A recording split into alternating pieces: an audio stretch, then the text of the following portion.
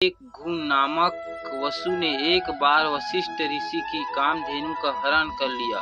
इससे वशिष्ठ ऋषि ने घू से कहा कि ऐसा काम तो मनुष्य करते हैं, इसलिए तुम आठों वसु मनुष्य हो जाओ। यह सुनकर वसुओं ने घबराकर वशिष्ठ की प्रार्थना की तो उन्होंने कहा कि अन्य वसु तो वर्ष का अंत होने पर मेरे श्राप से छुटकारा पा जाएंगे, लेकिन इस घू को अपनी करनी का फल भोगने के लिए जन्म तक मनुष्य बनकर पीड़ा भोगनी होगी। यह घू बाद में गंगा की कोख से देवव्रत के रूप में जन्मे। यही देवव्रत आगे चलकर पितामह भीष्म कहलाए।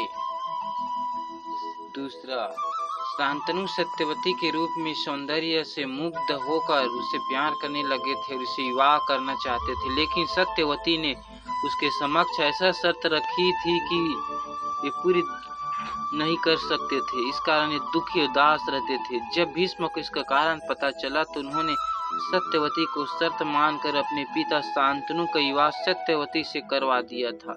सत्यवती के कारण भीष्म को जीवन ब्रह्मचर्य कर रहने की कसम खानी पड़ी थी। कसम खाने के बाद उन्होंने हस्तिनापुर की गद्दी पर कुरु वंश का शासन बरकरार रखने के लिए कई तरह के अपराध किए थे।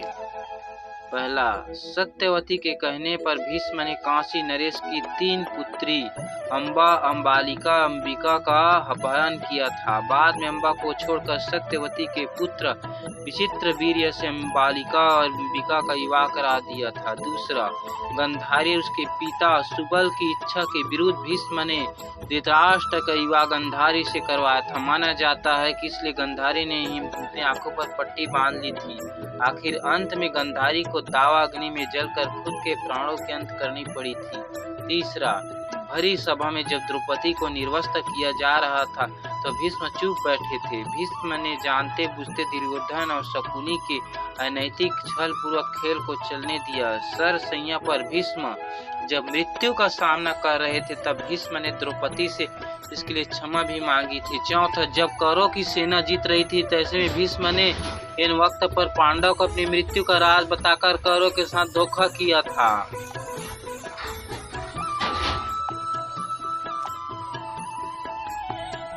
भीष्म ने सरसैया पर लेटे हुए पूछा श्री कृष्ण से कि हे मधुसूदन, मेरे कौन से कर्मों का फल है जो मुझे बाणों की सैया मिली।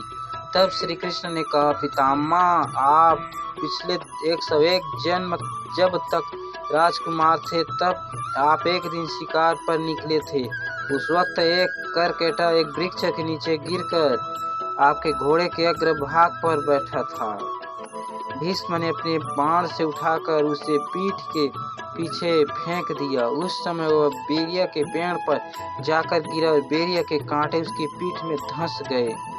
करकेटा जितना निकलने की कोशिश करता उतने ही कांटे उसके पीठ में चुभ जाते। इस प्रकार करकेटा 18 दिन जीवित रहा और यही ईश्वर से प्रार्थना करता रहा कि हे युवराज, जिस तरह मैं तड़प कर मृत्यु को प्राप्त हो रहा हूँ, ठीक उसी प्रकार तुम भी होना। अपने अगले पिछले जन्म में भीष्म द्वारा इतने पाप करने के बाद भी भीष्म को किसी तरह से खलनायक नहीं माना जा सकता, क्योंकि भीष्म ने जो भी किया हस्तिनापुर के सिंहासन की रक्षा कुरुवंश को बचाने के लिए किया था। जो फिर महाभारत का सबसे बड़ा खलनायक कौन था?